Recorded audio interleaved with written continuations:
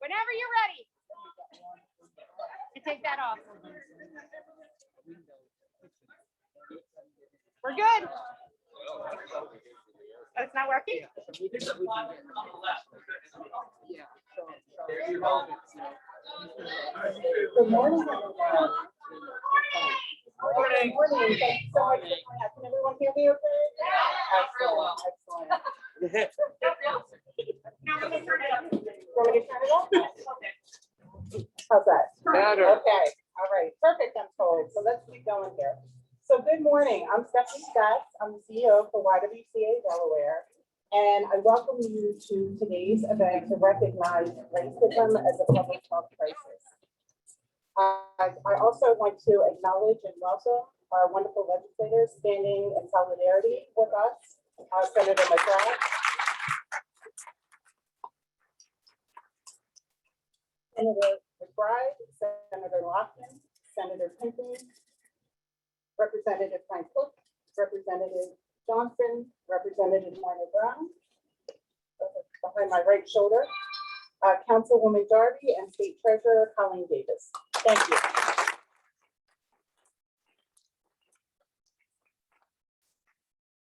So today and throughout the weekend, Stand Against Racism events are being held at YWCAs across the country. Our shared mission is to eliminate racism and empower women. And while our specific actions may vary from YW to YW, we all stand united against injustice every day. And on this day, we amplify that unity with a collective call to action. Earlier this week, we saw justice in action with the conviction of the murderer of George Floyd, but there's still so much work to be done. Today, we recognize in particular that structural racism is a fundamental cause of racial health inequities. And we call for public policy to align with public health for all people, not just some people. Social determinants of health, housing, education, income, employment, healthy neighborhoods, and access to quality health care have a major impact on physical and mental health. Racial disparities in each of these social determinants is well documented. Today, you will hear from our partners, leaders doing much of the grassroots advocacy work and community level engagement. YWCA's mission to eliminate racism is an immense challenge that can only be accomplished by listening to those communities that our partners represent, who are directly affected by the policies, procedures, and systems of racism. Join us in amplifying their voices and supporting their work. We stand against racism with Senator Tizzy Lockman, who today is, in addition to being a fierce advocate for social justice, will introduce a proclamation establishing April 22nd as Stand Against Racism Day. And again, I acknowledge our elected officials who stand united with us in solidarity today to recognize racism as a public health crisis. Later, I will have the pleasure to introduce Representative Mimi Minor Brown and Representative Kenzie Johnson, whose resolution to the 151st Delaware General Assembly will recognize racism is a human rights and public health crisis. It is my pleasure now to introduce Eugene Lockman. Eugene Lockman. I don't know. You coming into that? Try that again. Eugene Young, President of the Metropolitan Police.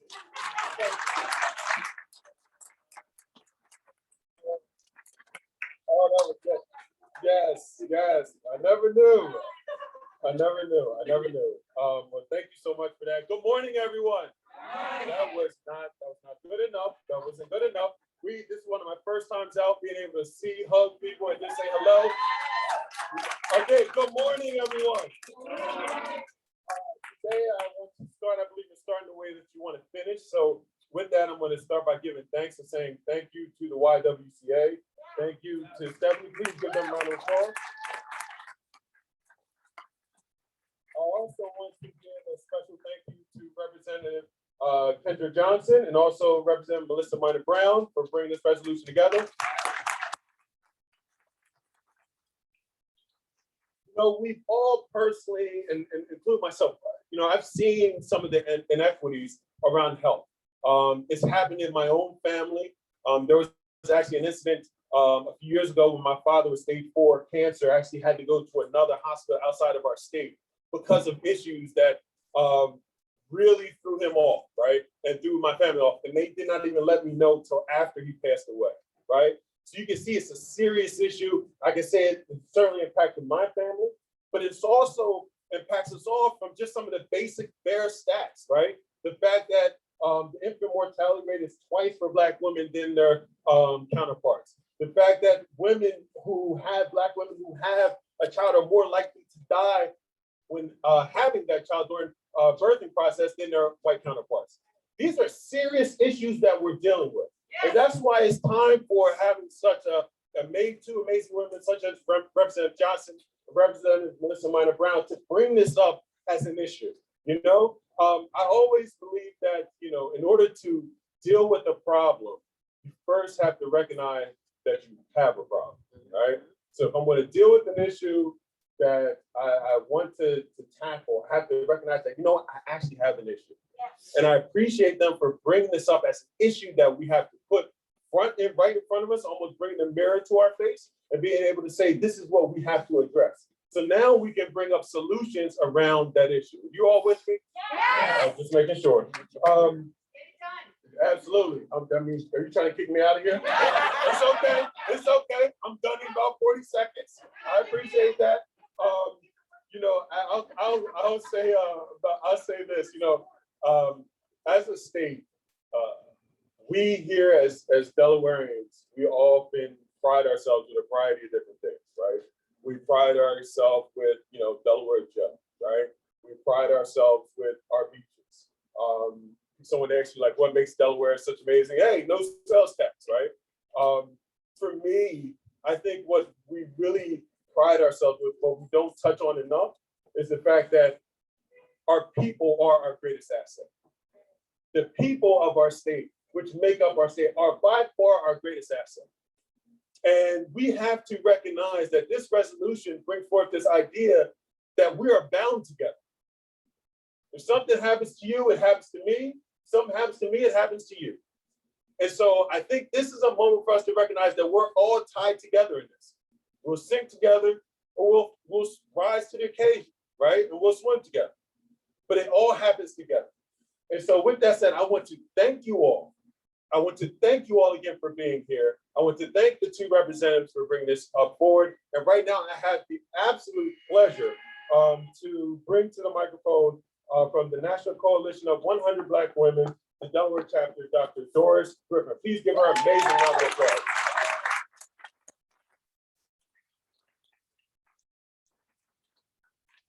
Good morning, Delaware. I'm Dr. Doris Griffin, and I am here to stand as a representative for the National Coalition of 100 Black Women, where Melanie Daniels serves as the president. Our organization exists to advocate on the behalf of Black women and girls to promote leadership development, gender equity in the areas of health, economic empowerment, and education. We stand with the YWCA today because we are unified by the mission. We are unified by our legislators and the proclamation. We support them. Our program has indicated that we have already progressed in these areas and continue to stand shoulder by shoulder in order to push the vision even farther. We are providing financial literacy in the form of a boot camp. We are offering scholarships. We are doing mentorship through 100 Bridges. We're offering civic engagement training through the Mary Ann Shadd Carey Margaret Rose Henry Civic Engagement Program. Oh yeah, we are training people to go out and do the work. Specifically, thanks to Mr. COVID showing up, we have begun a series called Saving Our Sisters Beyond the Mask Initiative. This is an opportunity opportunity to provide resources and education to Black women and girls about overcoming and getting beyond COVID-19. Again, I say the National Coalition of 100 Black Women Delaware Chapter stands in solidarity with our legislators today, as well as the YWCA. We are actively engaged in building stronger Black women and girls so that empowerment and wiser hands are available to steer the ship in the right direction for the days, the weeks, the months, and the years that are to follow.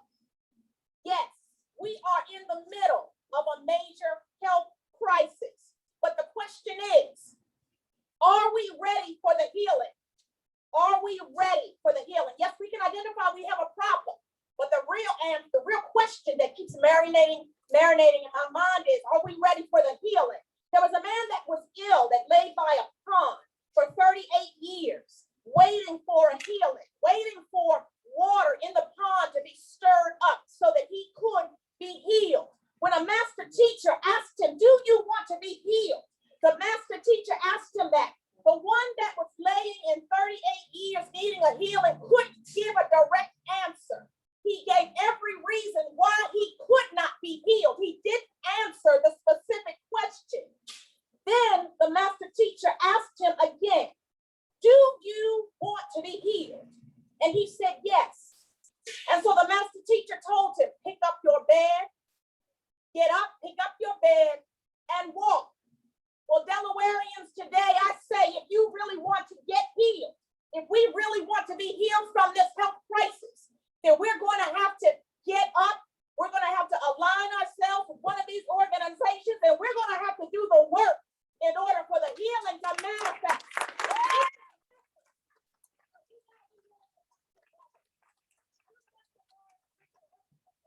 Coalition of 100 Black women, we believe that this is going to take place when we work together. The next person up to speak is Mr.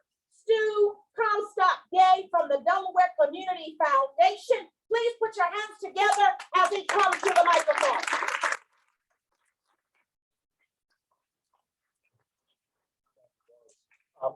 Right, follow that.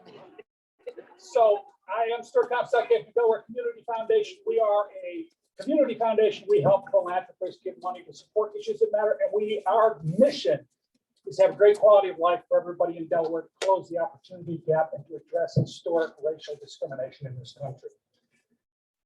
Grateful for the leadership of the YWCA and for the work of so many of you who are our partners, grantees, leaders, inspiration for all of us. And I want to say a few words specifically about health and race.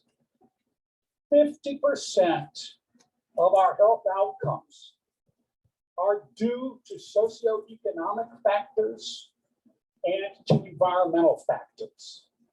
50%. And if you consider that in a project we're involved with the Department of Public Health and the University of Delaware, it's called Health Communities of Delaware, we went out and we said, let's identify the communities with the worst outcomes in social determinants of health, measured by life expectancy, infant mortality, high school graduation, and child poverty. There's a chart, you can see that on the Department of Public Health website.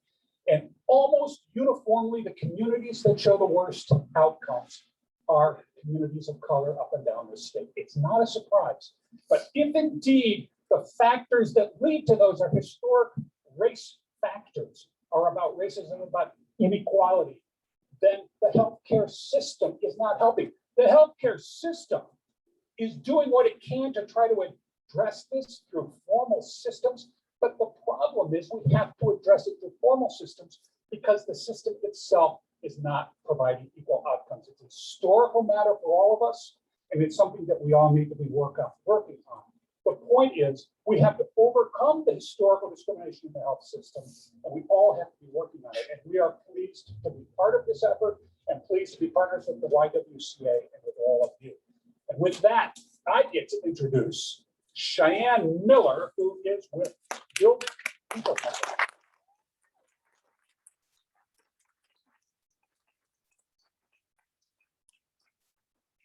Hi, everyone. Thank you for having me here. I want to thank Representative Maya Brown and thank Representative Representative Johnson for this resolution.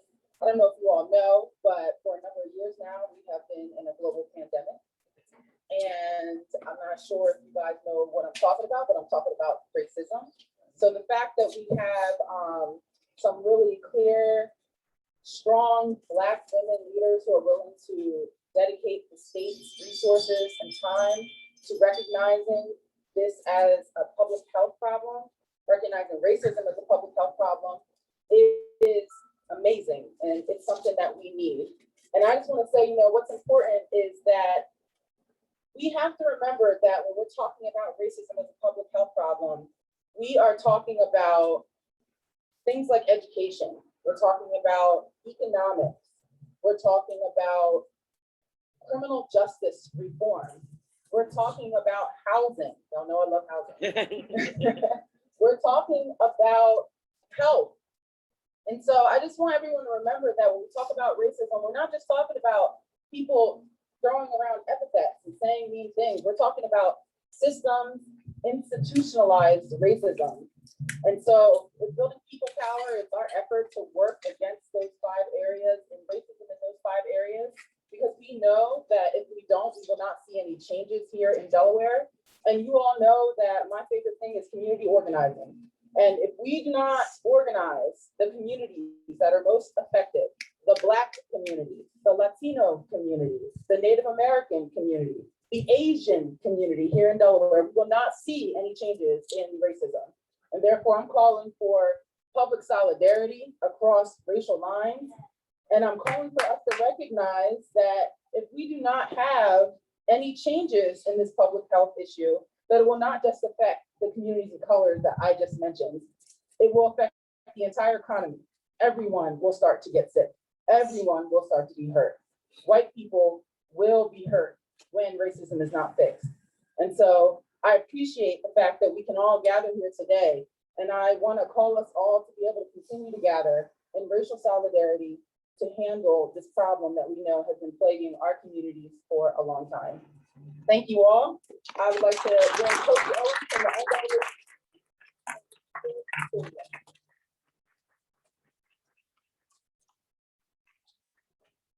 How's everyone doing? Great. I just want to start off by saying thank you to the YW for allowing me to be here today and really pulling this coalition together. I want to take y'all back for a moment. Long before a white police officer killed George Floyd and sparked national-wide outrage, long before COVID-19 began killing minorities at twice the rate of our white counterparts, health experts, doctors were raising the alarms that systematic racism is itself a deadly pandemic. One that burdens Black and Brown Americans with generational trauma, contributes to higher rates of infant mortality, heart disease, and even speeds up our aging process. Some people tend to think that racism is an individual thing. They believe that it's a one-off, one step. But in reality, they don't connect the 400 plus years of systematic legal racism that leads to the death of many Black and Brown and minority communities across America. To put it simply, we can no longer look away from the reality of inaction, indifference, and institutional racism has harmed generations of minorities here in Delaware. For decades, advocates have recognized the impact of racism on minority communities. Individual and institutional racism drastically affects economic and social mobility, as well as physical and mental health of minorities. The outcries against racism have gone largely unheeded until now. That's why I see this resolution as a catalyst for other authorities to look at racism in a different light. For Delaware to begin to systematically dismantle the remaining pieces of Jim Crow practices that have discriminated against minorities here in Delaware. On behalf of the Delaware NAACP, we commend the work of Senator Lockman, Representative Melissa Minor Brown, and Representative Kendra Johnson for championing this legislation. And we applaud all members of the General Assembly who have expressed their support for such a important resolution. We stand with the YWCA and all our coalition partners. And I say this to Delaware, the time to end racism is now. The time is now to create change. And I'm happy to stand with y'all in this major step. Thank you, and I would like to bring up Marlene Saunders from the Southern Delaware Racial Justice Alliance.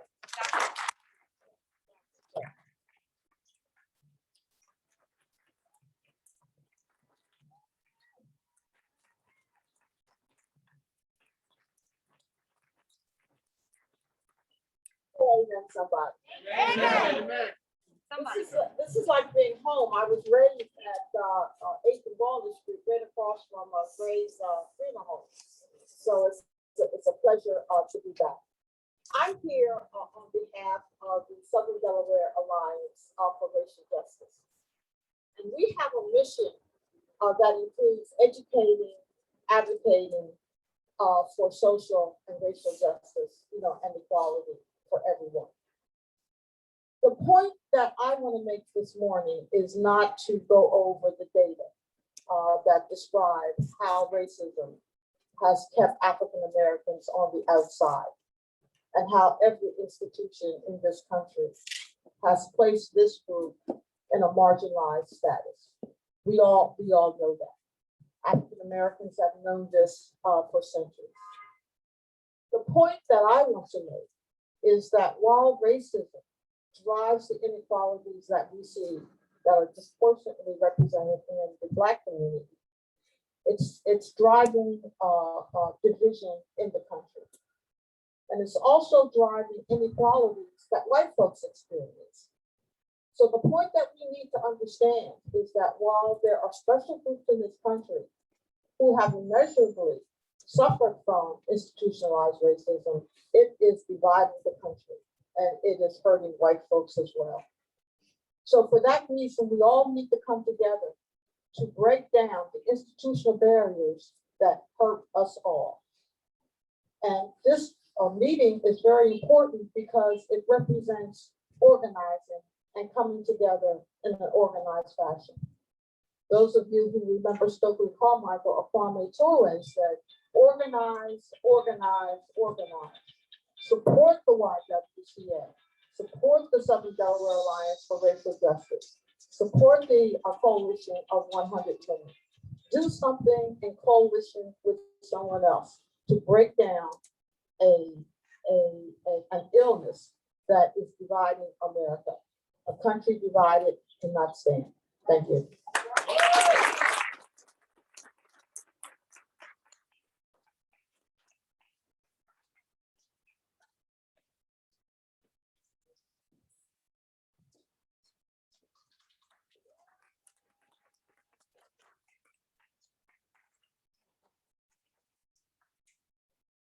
Hello. My name is Evelyn Brady, and I am here to say that Network Delaware stands against racism. We empower people to share their experiences, gather data, and recruit community members to advocate for legislation and engage in community organizing to break the cycle of systemic racism. How did I get here? I am a former elementary school teacher turned stay-at-home mom. But in November of 2016, I decided that voting was not enough. I began to get active by volunteering for candidates in Delaware, making phone calls, canvassing, knocking on doors, using my social media. That was great, but what else could I do? Well, I started hearing things like protecting the vote and voter suppression. But I live in Delaware. That's not a problem here. So I found the Department of Elections website. I found out that the Board of Election meetings were conference calls due to COVID. From listening on those calls, I learned about ivote.de.gov. I discovered the website designed to provide Delawareans with everything they need to know about voting in Delaware, and I had never heard of it before. In Delaware, we need to protect the vote by educating people about the process and how it can be made more accessible. I studied all things voting in Delaware. I attended the Board of Election meetings. I used my social media for voter education. I signed up to be a poll worker. My friends were calling me, asking me voting questions. I was a teacher again, educating Delawareans on where to go to learn all things voting. I was involved in ensuring the election of 2020 would be a success. So now what? I wanted to engage with voters regularly. I didn't want to wait until the next election year. Then I received an email from a friend about engaging now with organizations like Network Delaware and planning for 2022. Sounds like something I would be interested in. So I Googled it. And the first line of the website says, want to get involved, but not sure where to start? So I clicked the Click to Get Started tab. I am immediately met with an email from Drew asking me to meet with Cheyenne, who you heard earlier. And hey, there is a change agent journey meeting started. Would you like to join? Would you like to represent Network Delaware on the Delaware Voting Rights Coalition with the ACLU? Would you like to work with the League of Women Voters on redistricting and making sure it is a fair and transparent process? Would you like to meet with your state senator on behalf of Action for Delaware's Children? And would you like to represent Network Delaware for YW's Stand Against Racism event? It took me 4 years to feel like I am actually involved. And here I am today, speaking to you, coincidentally in the aftermath of a historic jury verdict that gives us hope that we are beginning to see a change. This was my journey. Yours may be different. You can do it, and we need you because it takes people to make change. We all have roles to play in this fight against racism in all its forms. There are members of our General Assembly who are here to listen and work with us to fix these sins of the past. Now is the time to stand against racism. We can all take part in big and small ways. We are all qualified to participate. And here we are to help you take a first step to begin to end systemic racism. And now I would like to introduce my friend from the Delaware Voting Rights Coalition and the ACLU of Delaware, Mr. Dwayne Benson.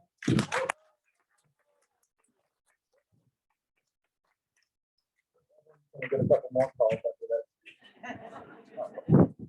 Like an usher at a Beyonce concert. This is really exciting to be here. Thank you, YW.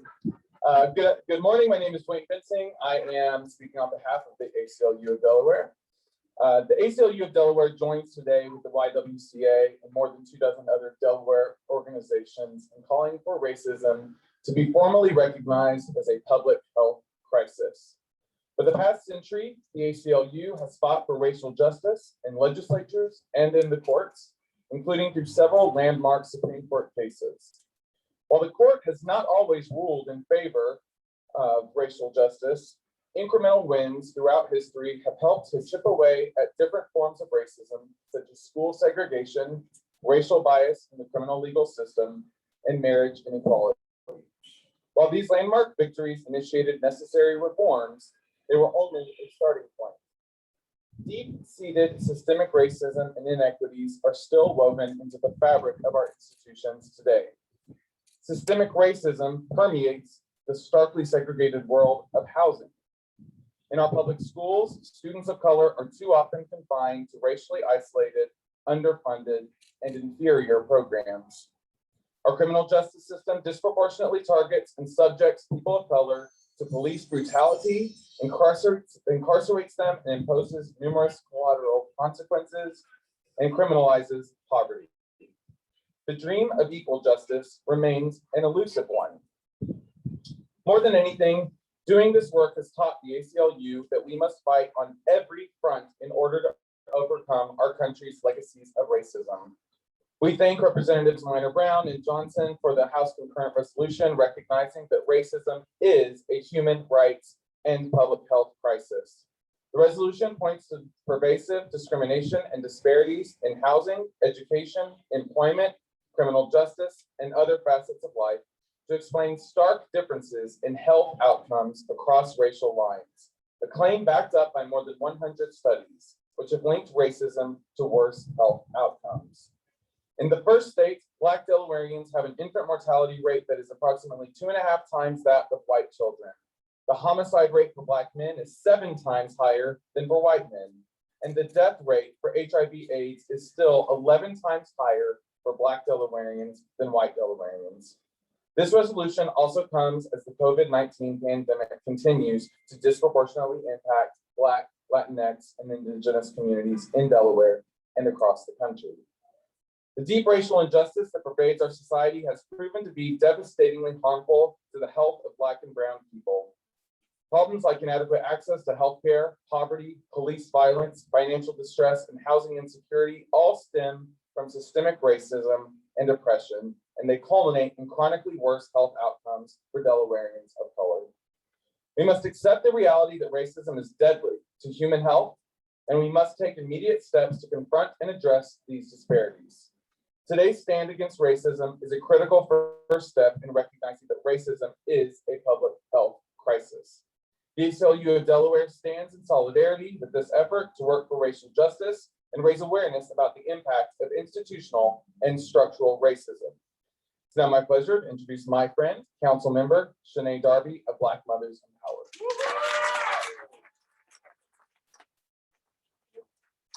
Well, first, again, my name is Shanae Darby, and I just want to say to be a Black woman is to be born a Black woman is to naturally be an activist, is to naturally be an organizer.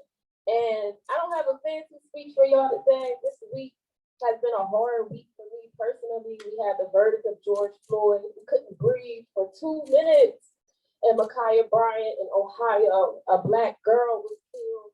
No one wants to mention her name, but I'm saying her name today because to be a Black girl is to have a heavy weight on you. It's a burden and a blessing, right? And I come here today also as your second district city council person, and I ran because I really wanted to make a difference in the Black and Brown communities here, and to see the clear inequities in our city and how money is invested, to see a clear disparities that exist in our city, to see the clear lack of voice for that is the reason why I am here. And I know that our city has been impacted by historical racism, structural racism, and then even today, some policies that are put in place to further keep racism going in our city. And I'm also here today as Black Mothers Empower. It's a nonprofit focused on addressing the infant mortality rate here in the state of Delaware. And Eugene stole my mind, but Black mothers are 2 to 3 times more likely, and Black babies are 2 to 3 times more likely to die, right? And that hits me, and it hits me hard because when you look at the data and the statistics in Delaware, it says Black women in the city of Wilmington, Black babies in the city of Wilmington are more likely to die than anyone else in this state. I am a Black woman. I was born in the city of Wilmington. I have 3 Black girls. That puts a fire in me. I don't think I understand. Like, it puts a fire in me. I do not want my 3 Black girls to face the same disparity I have to face. Think about the future, my legacy, people I don't even know. I love them. Like, I don't even know these people who my great-great-grandkids are going to be, but I hope 100 years from now, they'll be like, my grandma Darby was lit. You know? So, and I think about these things when I see these disparities. I am a mixture of everything. I'm angry. But I'm trying to take this anger and this passion and put it into something positive to try to make a difference for the state of Delaware, for Black women, for all women who are affected by maternal care.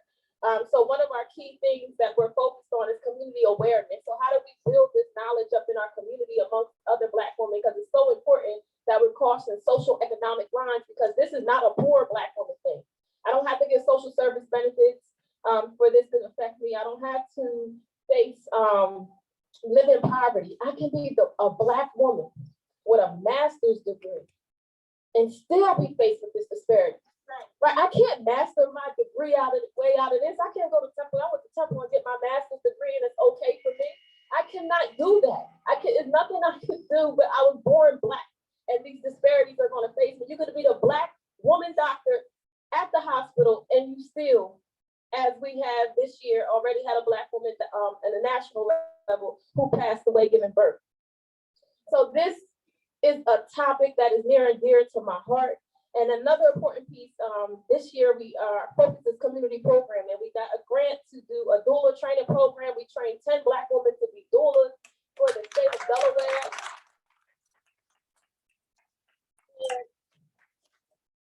And when I went to the training room, and I am not a crybaby, so I cried when I left there, and I'm crying because I'm like, when I was 18, 19, and I found that I was pregnant, I needed all them Black women in that room, and I didn't have them. I needed them, and I did not have them. And I hope other Black girls and other Black women can get the support that they need during their maternal process and postpartum process. And then I just want to close off with our community organizing work. We're trying to get some legislation passed, working with the General Assembly. Thank you guys down there. A lot of people support Black maternal health care down there and the initiatives that we want to see. We really want to see Medicaid and private insurance reimbursement for doula services, right? We want to make sure that across all social economic lines that everyone who has insurance has access to doula care. And the second thing we want to focus on is racism and implicit bias training for healthcare providers and staff. It is so key that we're addressing the embedded racism against Black women. We can talk about Black people, but today, right now, I'm talking about Black women. From us having to breastfeed other people's children, right? And the effects that had on us, because breastfeeding is a generational knowledge, and that was cut off from us, right? And also thinking about the gynecology, right? The science of gynecology today exists because they experimented on Black women. And I feel that today because genetically that stuff passed down and you feel it. I feel it. Like I feel the hurt, the anger. I hear the cries. I can't even imagine the pain, right? So I think about these things and the embedded racism in our country where they use science to justify us for not being human. So we have to address those thoughts that still exist here today in our healthcare system to be able to save Black women, to be able to save Black babies. And I just want to say, I stand here today. Thank you to General Assembly for doing this. And again, my name is Sinead Darby, and thank you guys.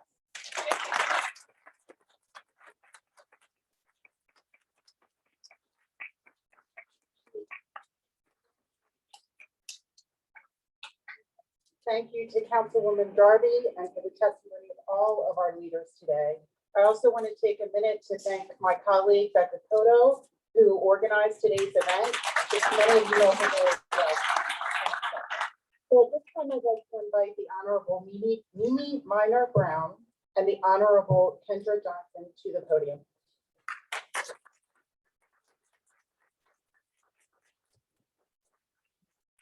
Good morning, everyone. Just give me a moment while I actually get into my phone. 1 second, sorry. And since I have mittens on, it's really difficult. I'll take my mittens off. How about that? Yes, I have on mittens.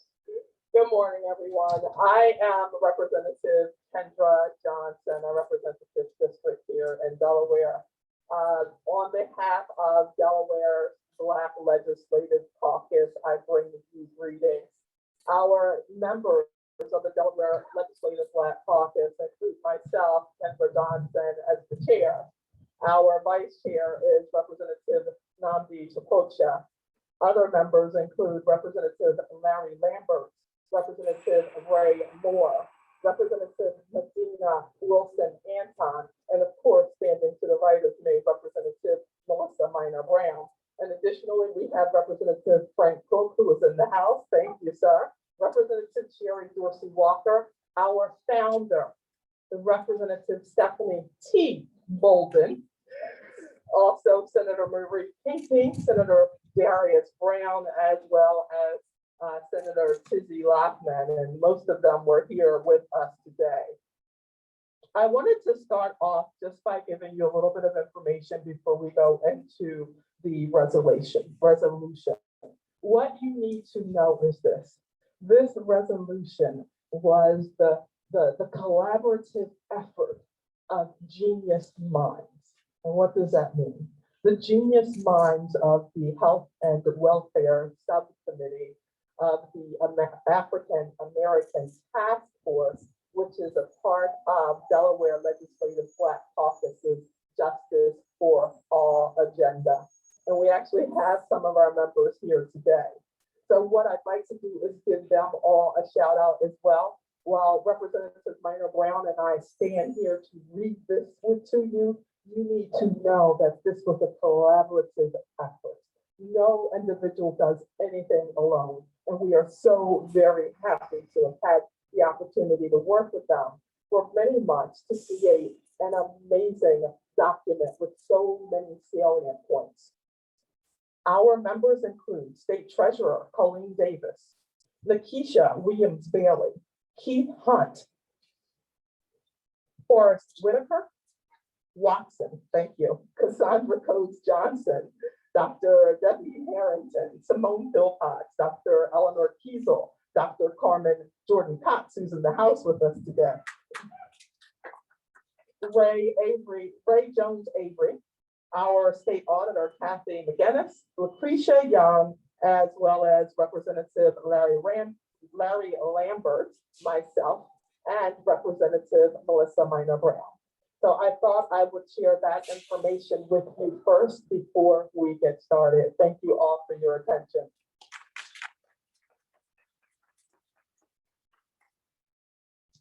Good afternoon, everyone.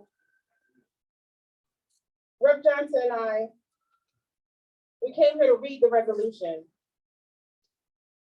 But we can't read this resolution until we speak about it. So last minute, I thought I have to just say a few words because this resolution is huge. And thank you to all the speakers that came before us reading this resolution. This resolution wasn't Googled. We didn't Google a resolution that we would bring forth that wouldn't really be tangible, but it would be just enough to get passed through our state. Every subcommittee member put a piece of their own on this resolution, from life experiences, from historical events, from what they just felt in their hearts needed to be included in this resolution. This is real. So thank you to the subcommittee members for that. We can't bring forth policy to change what's going on in our state until our state takes accountability for what's going on today. And for the last year, we have been at such a civil unrest in our state. And really, it goes beyond that year. Kobe Owens said it. It started centuries ago. It didn't just start last year. But for the last 2 weeks, I know a lot of us sat and we watched the trial of Derek Chauvin, sat there on edge. I don't know about you guys, but I couldn't be optimistic. I couldn't be optimistic. And then I sat this week and I watched the verdict. And as I sat and watched it, I cried. I didn't even know why I was crying. And I asked myself, why are you crying? Are you happy? Are you sad? I don't even know what these tears mean. And then Ma'Khia Bryant. And then I knew why I was crying. Because this isn't really a victory and nothing has changed. And I sit there and I watch the trial, I hear the verdict. I try to explain to my 7-year-old son that all cops aren't bad. All white people aren't racist. That's what I'm trying to explain to my son.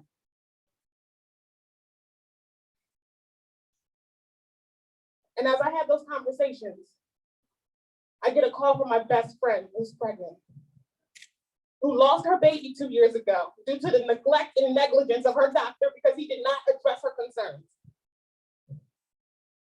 They say Black women carry the weight of the world on their shoulders. But let's not forget about our Black men, because our Black men carry that same weight, but they're not acknowledged for it. They're ripped from their homes. They're torn, their dignity is torn from them. So when we talk about Black women, let's not forget about our Black men. I'm serious, don't forget about our Black men. And I thank my husband for being here because you hear my cries every single day. I talk to my 70-year-old aunt on the phone and I say, Aunt Sandy, when is this going to change? I'm tired. And she says, one day, Melissa, you got to have hope. One day it's going to change. better days to come. Tomorrow's a better day, and I'm tired of hearing that. I want it today. I don't want it one day.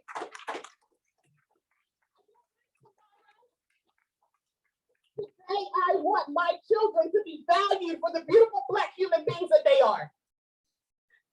Today, I want to be valued as the beautiful Black woman that I am.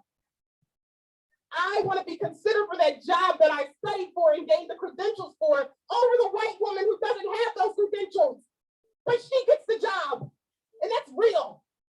And I'm tired of it. I'm tired of it. And I'm tired of waiting. And I'm tired of hearing slow down. And I'm tired of hearing sit down. And I'm tired of hearing wait your turn. And I'm tired of hearing better days to come. I'm tired of it. And in order for us to really get somewhere, we have to take a stand and we have to take accountability. And this state has to take accountability for it. And we're not going to ask for it. We're going to demand that it gets done. So that's why this resolution is so important, because this sets the tone for better days to come. So thank you everyone who's here to hear this resolution, but we can't stop with just this resolution. This sets the tone. We do our part and we hold people accountable and we get it done. So Representative Johnson and I are going to read this resolution. And it's deep. Bear with us. Whereas racism is a social system in many dimensions that act on systemic, institutional, and interpersonal levels, and is a system of structuring opportunity and assigning value based upon the social interpretation of the color of one's skin. And whereas racism has been laid into the foundation of all institutions in the United States, every institution has been impacted by racism and its effects continue through today. Denial and the colorblind facade have provided elusive cover.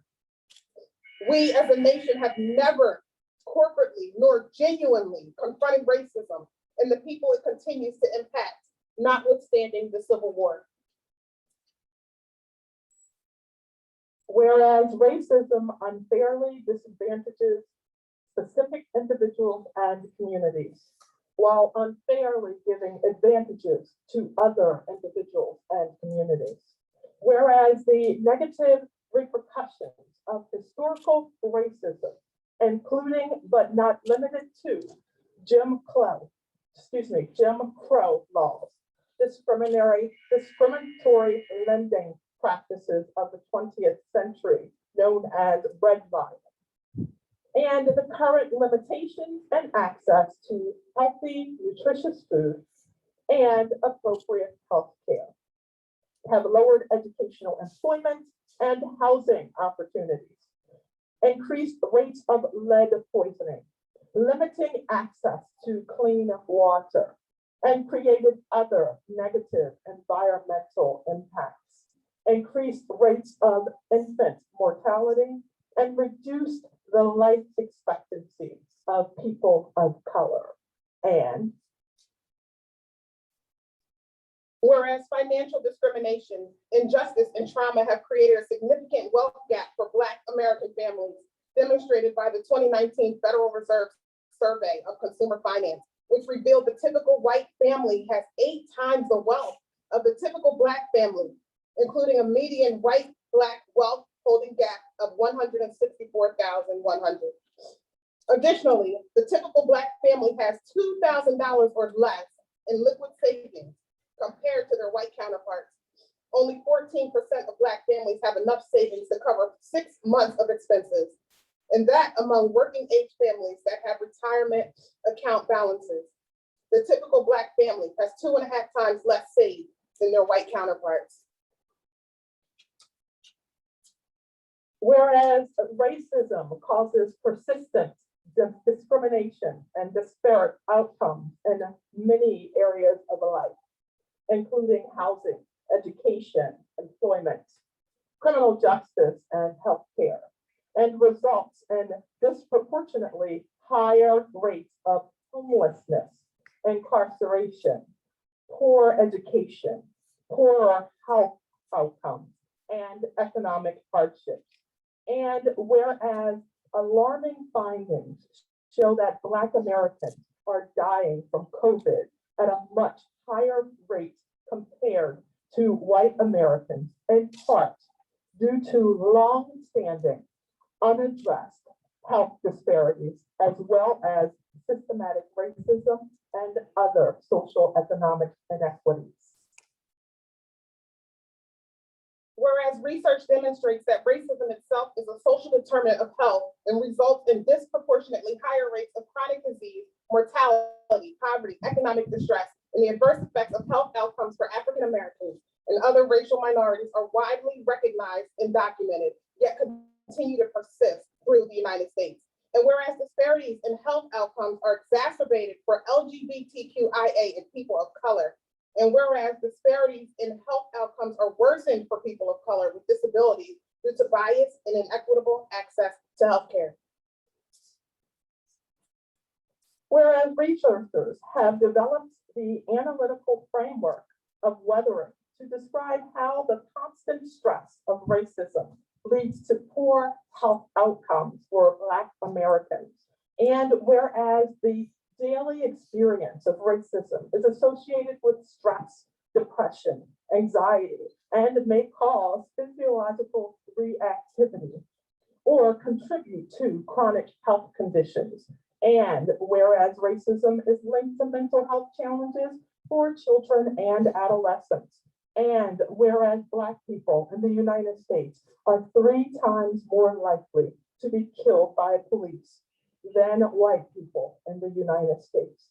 The police violence is the 6th leading cause of death for our young Black men. Whereas the police brutality and violence experienced by Black people in the United States adversely impacts mental health among Black communities. Whereas the obvious and disparate treatment by police to deploy pepper balls, smoke canisters, shields, and batons on peaceful Black Lives Matter protesters throughout the summer is in stark contrast to their response, or lack thereof, to the deadly, armed, and violent white mob during the attack and desecration of the United States Capitol on January 6, 2021. That's the latest example of the racial dichotomy that exists in America with the treatment of Black and brown communities.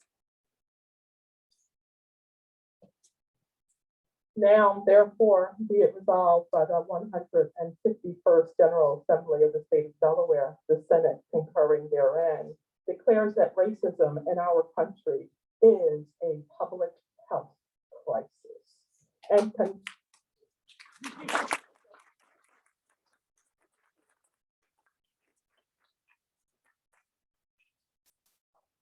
And condemns police brutality, calls on the state of Delaware to take a stand against racism, and calls for continued sound and anti-racist policies that address health disparities, systematic racism, social economic inequalities, and other barriers that continue to hinder African Americans in this state. Thank you.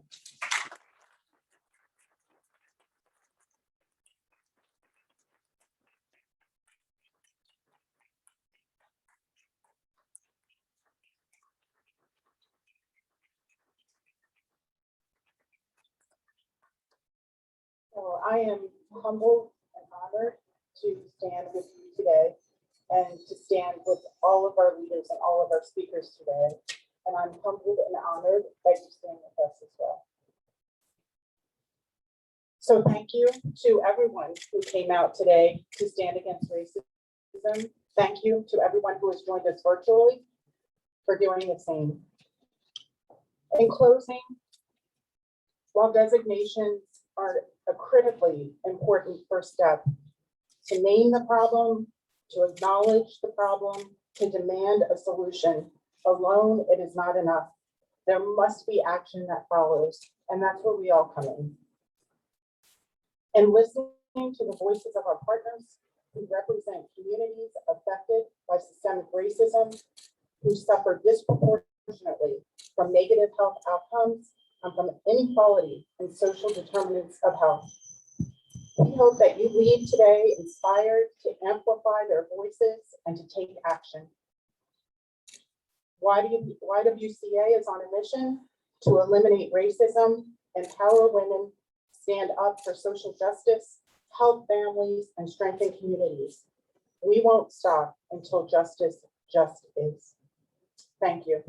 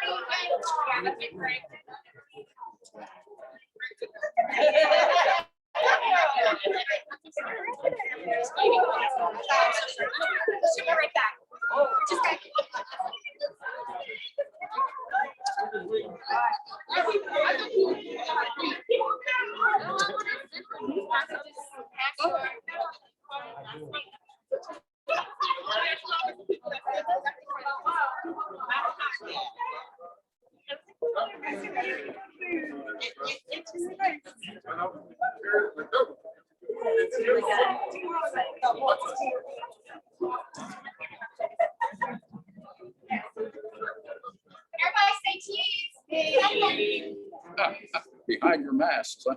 Everybody smile. Or smiles. Figured out now. I wonder if these guys. Now I see.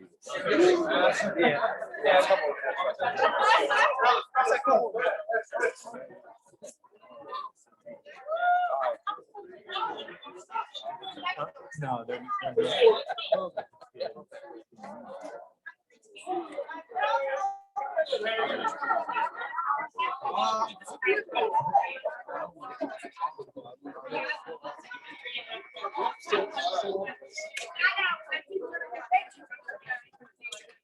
You're very.